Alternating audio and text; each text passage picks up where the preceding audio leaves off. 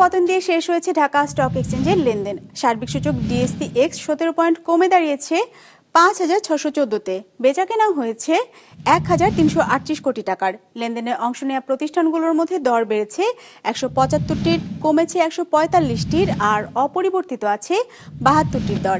এবার বাজেট নিয়ে বিশ্লেষণ শুনবো অ্যালায়েন্স ক্যাপিটাল অ্যাসেট ম্যানেজমেন্টের। আজকে লাস্ট ডে অফ দ্য উইকে মার্কেট নিউট্রাল সেন্টিমেন্টে ক্লোজ হয়েছে।